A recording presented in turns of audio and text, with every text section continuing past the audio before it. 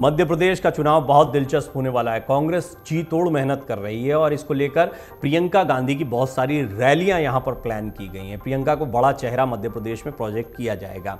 अब काउंटर करने के लिए बीजेपी के पास सबसे बड़ा चेहरा कौन है? प्रधानमंत्री मोदी। कर्नाटक में मुकाबला देखने को मिला है, लेकिन आपको एक बार फिर मध्य प्रदेश में पीएम मोदी और प्रियंका के बीच में एक मुकाबला देखने को मिलेगा। दरअसल ये मुकाबले 2024 की तस्वीर को भी कुछ हद तक दिखा रहे हैं। महाकौशल की 38 सीटों के लिए पीएम मोदी और प्रियंका गांधी झुलसाती धूप में किस तरह पसीना बहाएंगे, ये मैं आपको इस रिपोर्ट में बताता हूं। जून से ही शुरू हो रहा है। अब इन दोनों को आप इस इलाके में देखेंगे। मध्य प्रदेश में अभी हालांकि मौसम का मिजाज आप देख रहे हैं, कभी सर्द है, कभी गर्म है, कभी बारिश हो जाती है, लेकिन जून में ज़बरदस्त गर्मी पड़ेगी और इस दौरान महाकौशल में लगातार आप इन दोनों दिग्गजों की रैलियां देखेंगे। महाकौशल से क्यों महत्वपूर्ण है महाकौशल? क्योंकि मध्य प्रदेश की सत्ता की चाबी यहां से निकलती है, ये कहा जाता है। पीएम मोदी के सामने इस क्षेत्र में प्रियंका गांधी जोर भरती दिखाई देंगी। प्रियंका गांधी क्यों महत्वपूर्ण हो गई हैं? हिमाचल के बाद में कर्नाटक में जिस तरह उनके चुनाव प्रचार का असर देखने को मिला है, उसके बाद कांग्रेस काफी उत्साहित है। प्रियंका गांधी को धीरे धीरे बड़े चेहरे के तौर पर प्रोजेक्ट किया जा रहा है। निर्विवाद रूप से राहुल गांधी सबसे बड़ा चेहरा है कांग्रेस का, लेकिन इस सब के बीच में प्रियंका गांधी बहुत तेजी से उभर कर सामने आई हैं और प्रियंका गांधी को एक उम्मीद के तौर पर देखा जा रहा है, क्योंकि राहुल गांधी के नाम को लेकर विपक्षी एकजुटता में कई बार आप देखते हैं कि दूरियां देखने को मिलती हैं। कई विपक्षी दल जो हैं वो इत्तेफाक नहीं रखते हैं राहुल के कैंडिडेचर को लेकर कि अगर आप राहुल को चेहरे के तौर पर रखेंगे तो बीजेपी को फायदा हो जाएगा। हालांकि राहुल गांधी का वर्तमान चेहरा और वर्तमान दौर बहुत बदला हुआ है। राहुल गांधी खुद कहते हैं पूरी मशीनरी ने उनके खिलाफ काम किया है। भारत जोड़ो यात्रा में इस मुद्दे को वो उठाते नजर आए। प्रियंका का मामला बिल्कुल अलग है। प्रियंका गांधी की इमेज को लेकर उत्तर प्रदेश के चुनाव के बाद जरूर कहा जाता था कि उनका बहुत असर नहीं हुआ है, लेकिन उत्तर प्रदेश के चुनाव बिल्कुल अलग थे। कांग्रेस का आधार, वहां पर उनके कार्यकर्ता, धीरे धीरे ये सारी चीजें बहुत कमजोर हुई। तो चुनौती प्रियंका के सामने बहुत ज्यादा थी, लेकिन इसके बावजूद प्रियंका ने फिर जैसे हिमाचल में प्रचार किया, कर्नाटक में सफलता मिली है और कर्नाटक में तो धुआंधार रैलियां, कांग्रेस की तरफ से सबसे ज्यादा रैलियां उनकी हुई है। मध्य प्रदेश में भी उनको लेकर इसीलिए बड़ा प्लान बनाया गया है। प्रियंका के धारदार भाषणों का, उनके रोड शोज और रैलियों का बड़ा असर कांग्रेस मानकर चल रही है और उनको लगता है कि मध्य प्रदेश में भी प्रियंका के चेहरे का उनको बड़ा फायदा मिलेगा। तो एक तरफ प्रधानमंत्री मोदी खुद कैंपेन करते नजर आएंगे, वो हमेशा से बड़ा चेहरा रहे हैं बीजेपी के लिए। हर चुनाव में उनकी लोकप्रियता को बीजेपी भुनाने की कोशिश करती है। अब उनके समकक्ष कांग्रेस प्रियंका गांधी के चेहरे को सामने रख रही है। ये बहुत दिलचस्प लड़ाई को 2024 के लिहाज से भी दिखाता है कि मध्य प्रदेश के नतीजों को फिर इस तरह से आकलन करके देखा जाएगा कि पीएम मोदी बनाम प्रियंका गांधी किसकी रैलियों का कितना असर देखने को मिला। बीजेपी कांग्रेस महाकौशल के इस इलाके की 38 सीटों से क्या गणित साधना चाहिए? ये 38 सीटें बहुत अहम हैं। मध्य प्रदेश में कांग्रेस अपने चुनाव अभियान का श्री गणेश महाकौशल से ही करने जा रही है। पार्टी का सबसे प्रमुख चेहरा प्रियंका गांधी 12 जून को महाकौशल की राजनीति के केंद्र जबलपुर से कांग्रेस के मध्य प्रदेश फतेह के मिशन की शुरुआत करेंगी। जबलपुर में गौरी घाट से प्रियंका गांधी नर्मदा आरती के बाद शहीद स्मारक ग्राउंड में आम सभा को संबोधित करती दिखाई देंगी। इसी तरह राजनीतिक गणित को ध्यान में रखते हुए 9वें अंतर्राष्ट्रीय योग दिवस का सबसे बड़ा कार्यक्रम जबलपुर शहर में होने जा रहा है। 21 जून को आयोजित इस कार्यक्रम में प्रधानमंत्री नरेंद्र मोदी शिरकत करने वाले हैं। हालांकि अभी प्रधानमंत्री का अंतिम कार्यक्रम जिला प्रशासन को नहीं मिला है, लेकिन उसे प्रधानमंत्री के प्रोटोकॉल के मुताबिक तैयारी करने के निर्देश शासन स्तर से मिले हैं। भारतीय जनता पार्टी की 20 या 21 जून को पीएम मोदी की एक बड़ी पब्लिक रैली महाकौशल या बुंदेलखंड इलाके में भी कराने की तैयारी है। महाकौशल क्यों?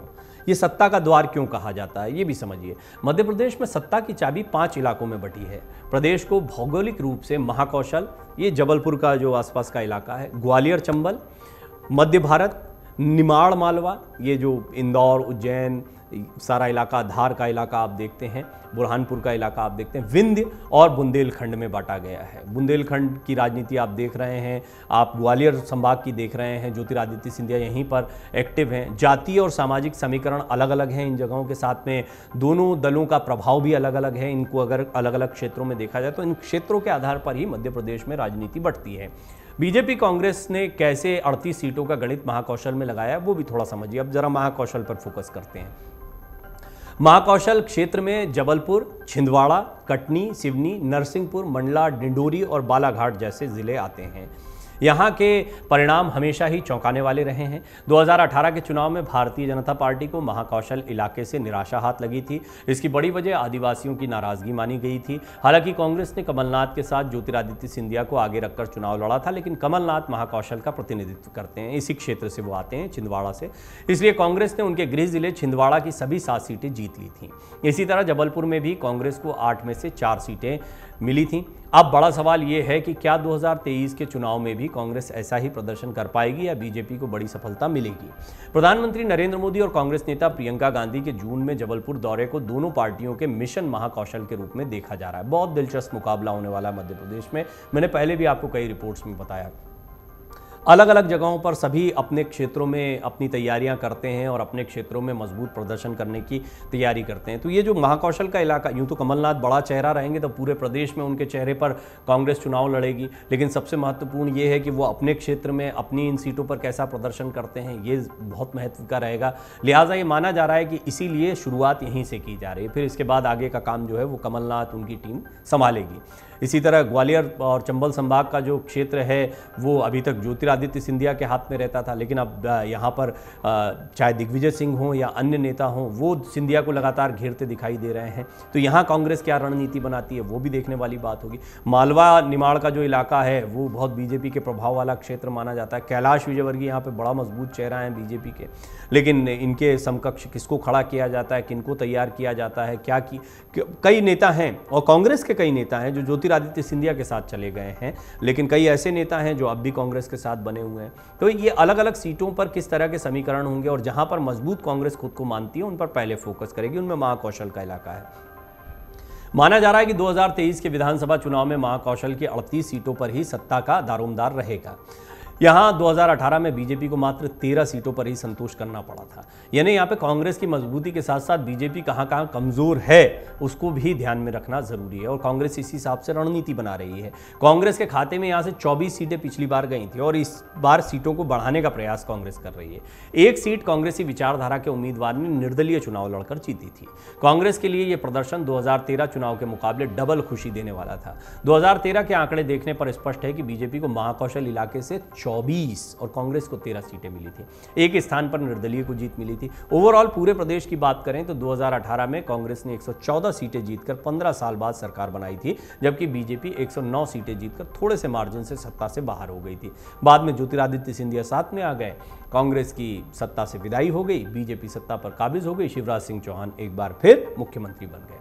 अब आदिवासी वोटर्स को साधना इन दोनों पार्टियों का बड़ा लक्ष्य। आपने देखा भारत जोड़ो यात्रा का भी जो रोड मैप बनाया गया था, जो रूट प्लान बनाया गया था, उसमें भी इस बात का ध्यान रखा गया था।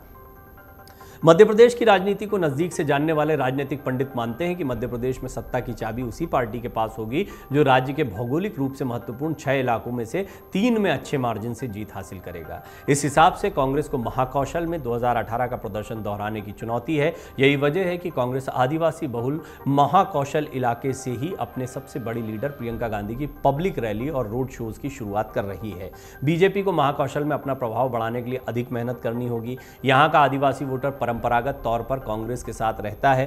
पिछले चुनाव में आदिवासी वोटर्स के बीच अच्छी पैठ न होने के कारण बीजेपी को महाकौशल में बढ़त हासिल नहीं हो पाई थी। इसी वजह से पार्टी डबल इंजन सरकार के पावरफुल इंजन यानी पीएम मोदी को महाकौशल के रण में लाने का फैसला कर रही है। ये बहुत इंटरेस्टिंग होगा। इंटरेस्टिंग इसलिए भी होगा क्योंकि प्रियंका गांधी भी इसी जगह से शुरुआत कर रही हैं मध्य प्रदेश का जो चुनावी रण है। मध्य प्रदेश में जून की झुलसाती और उमस भरी गर्मी में राजनीति का पारा भी उछाल मारने वाला है। इसका मुख्य केंद्र महाकौशल का जबलपुर होगा। प्रधानमंत्री नरेंद्र मोदी और कांग्रेस की स्टार प्रचारक इन दिनों संकट मोचक भी जो बनी हुई हैं प्रियंका गांधी, इनकी चुनावी आवाज आपको सुनाई देगी। बीजेपी और कांग्रेस के बीच महाकौशल की 38 सीटों के बीच रस्साकशी होने वाली है। दोनों ही नेताओं के सामने महाकौशल के आदिवासी नेताओं को अपने पक्ष में करने की बड़ी चुनौती है। इस साल नवंबर में संभावित विधानसभा चुनाव के लिहाज से महाकौशल इलाके में मतदाताओं का ऊंट किस करवट बैठता है, सत्ता का रास्ता उसी पार्टी के साथ होता है, ये कहा जाता है। तो महाकौशल को पहले साधा जाएगा, लेकिन अलग अलग, मैंने जैसे कहा मालवा निमाड़ भी है, ग्वालियर चंबल संभाग भी है। इन सारे इलाकों को देखा जाए तो इनके हिसाब से अलग अलग रणनीति को बनाया जाएगा। महाकौशल को कांग्रेस अपने लिए महत्वपूर्ण मान रही है क्योंकि ये पूर्व मुख्यमंत्री और कांग्रेस का जो प्रदेश का चेहरा है कमलनाथ, उनका अपना क्षेत्र है। तो निश्चित तौर पर यहाँ पर और ज़्यादा बेहतर प्रदर्शन करने का उनका प्रयास दिखाई पड़ रहा है। मन से उजाला कर चले, मन से उजाला कर चले, एक अमर उजाला